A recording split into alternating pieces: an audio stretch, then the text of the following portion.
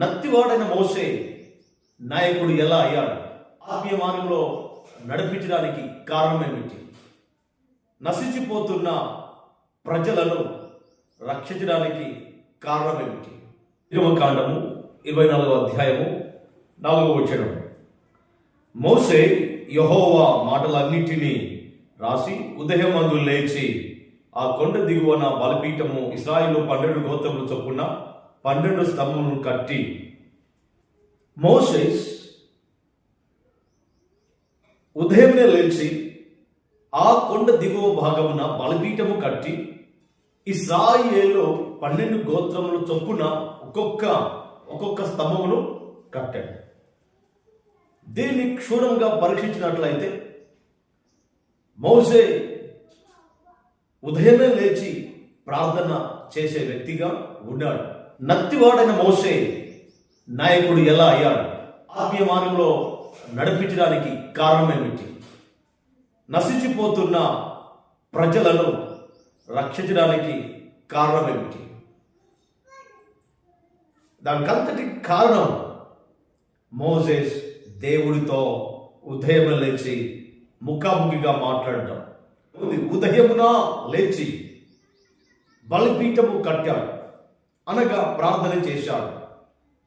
ఎవరి కొరకు చేశాడు? ఒక్కొక్క గోత్రం కొరకు ప్రార్థన చేసినట్లుగా, ఇశ్రాయేలు ప్రజలందరి కొరకు ప్రార్థన చేసినట్లుగా మేము చూస్తున్నాం.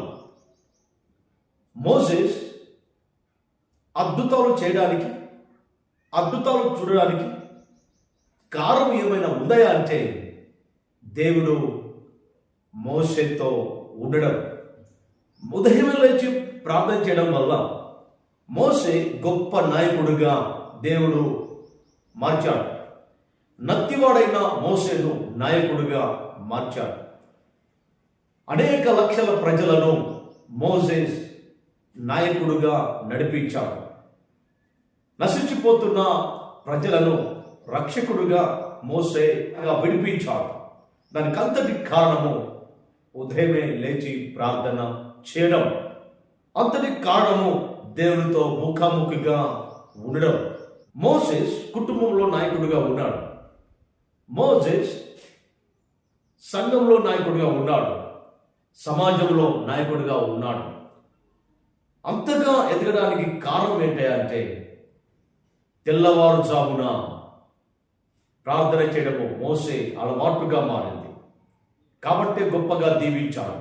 సహోదరి సహోదరుడా, ఈరోజు కుటుంబంలో గొప్ప నాయకుడిగా, సంఘంలో నాయకుడిగా, సమాజంలో నాయకుడిగా, ఒక విలువలు కలిగిన వ్యక్తిగా, ఒక పరిశుద్ధంగా జీవించే వ్యక్తిగా ఎవరు దీవించబడాలి అంటే ఉదయమే లేచి ప్రార్థన చేయాలి. ఉదయం లేచి ప్రార్థన చేయడం వల్ల గొప్ప ప్రతిఫలం పొందుకుంటాం. ఇతరుల అవసరాలను తీర్చే వ్యక్తిగా ఉంటాం. చుట్టూన్న వారితో సమాధానము, ప్రేమను పంచే వ్యక్తిగా ఉంటాం. నీ చుట్టూన్న వారిని ఆదరించే వ్యక్తిగా ఉంటాం. ఉదయమే ప్రార్థన చేయడం వల్ల, ఉదయమే దేవునితో కలవడం వల్ల, దేవునితో ముఖాముఖిగా మాట్లాడడం వల్ల గొప్ప వ్యక్తిగా తీర్చబడతావు. నువ్వు చేసే ప్రతి పనిలో ప్రతిఫలం ఉంటుంది. నువ్వు చేసే ప్రతి ప్రయాణంలో గొప్ప దేవుని యొక్క తోడు, ఆయన అండ ఉంటుంది.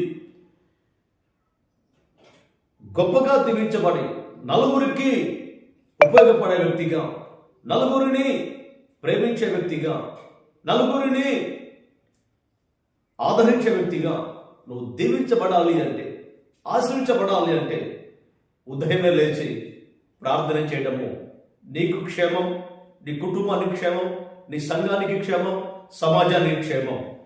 ఉదయమే లేచి ప్రార్థన చేయాలి. ఎవరి కొరకు చేయాలి? ప్రతి గోత్రం కొరకు. నీ బంధువుల గురించి ప్రార్థన చేయాలి. నీ చుట్టూన్న వారి కొరకు ప్రార్థన చేయాలి. చుట్టాల కొరకు ప్రార్థన చేయాలి. సమాజంలో నీకు కలిసిన ప్రతి ఒక్కరి కొరకు ప్రార్థన చేయాలి.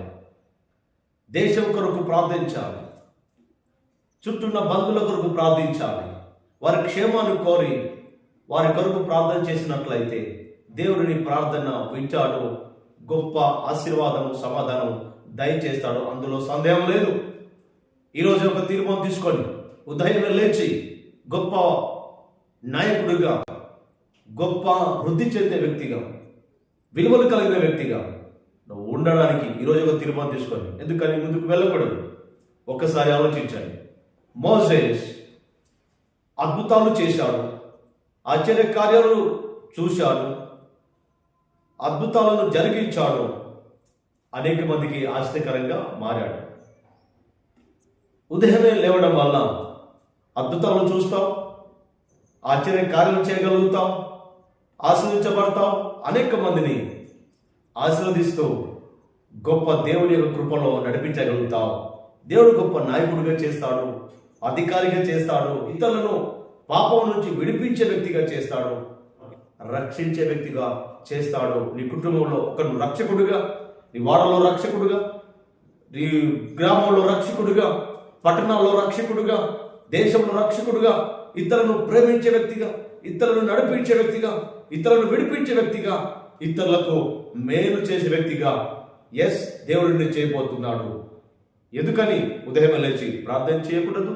మోసెస్ ఎప్పుడైతే ఉదయం లేచి ప్రార్థన చేస్తూ దేవుడితో ముఖాముఖి గడపడం వల్ల మోసెస్ ఒక గొప్ప సత్యాన్ని గ్రహించాడు. ఏంటా సత్యం? హెబ్రీ పత్రిక 11వ అధ్యాయం 8వ వచనంలో సంపూర్ణంగా దేవుని గుర్తించగలిగాడు, తన ప్రజలను గుర్తించగలిగాడు. ఆయన అంటున్న మాట ఏంటో తెలుసా? క్రీస్తు విషయమైన నింద చాలా గొప్పది. క్రీస్తు ప్రజలతో శ్రమ అనుభవించుట మేలు అని చెప్పేసి అంటున్నాడు. 3, క్రీస్తు ఇచ్చే ప్రతిఫలము గొప్ప బహుమానం. ఈ 3 మాటలు గుర్తించగలిగాడు. క్రీస్తు విషయమైన నింద గొప్ప భాగ్యమని ఎంచాడు.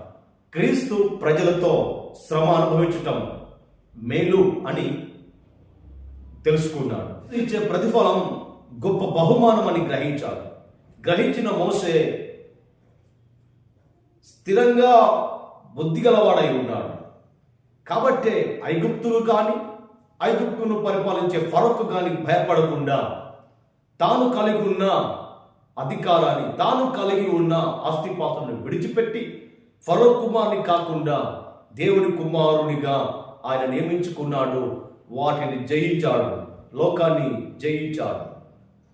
ఈరోజు వాక్యం వింటున్న సహోదరి సహోదరుడా, ఈరోజు క్రీస్తు నమ్మిన వ్యక్తిగా, క్రీస్తును కలిగి ఉన్న వ్యక్తిగా, విశ్వాసంతో ఆత్మీయతో అభివృద్ధిలో ఉండే వ్యక్తిగా నువ్వు ముందు కొనసాగుతూ ఉన్నట్లయితే, నంబర్ 1, క్రీస్తు విషయమై నింద గొప్పదని ఎంచుకోవాలి.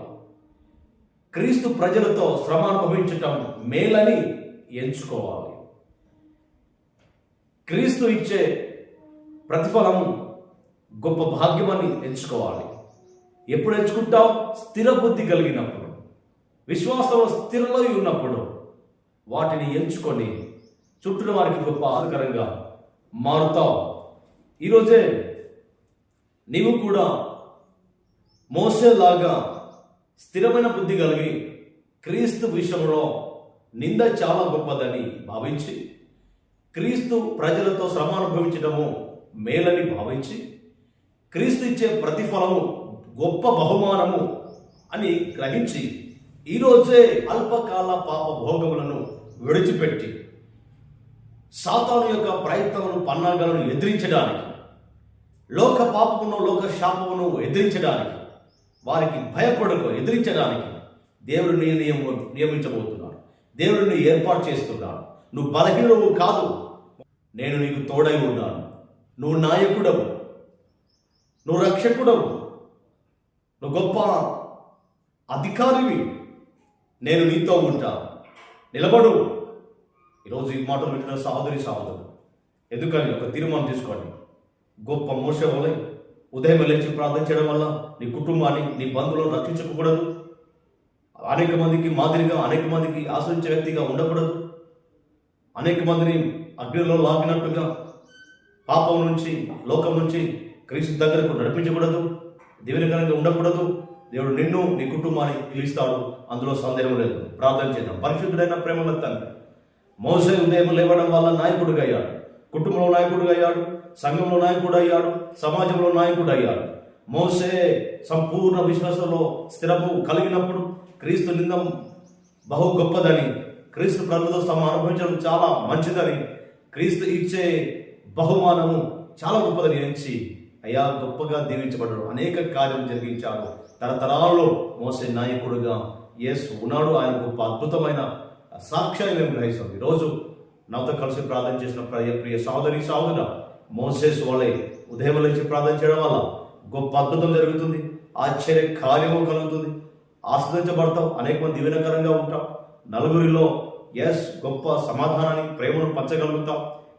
గొప్ప నాయకునిగా ఎదుగుతాం. అధికారిగా ఎదుగుతావు. భయపడక దేవుడికి మాత్రమే భయపడి మోసే వాళ్ళే ఆశ్రయించబడి అనేక మంది దీవెనకరంగా ఉండకూడదు. ఒక్కసారి ఆలోచించు. అయ్యా ఇదిగో దీవించి ఆశ్రయించి బ్లెస్ చేయమని తండ్రి కుమార పరిశుద్ధాత్మ నామంలో వేడుకొని ప్రార్థిస్తూ ఉన్నాము తండ్రి. ఆమేన్.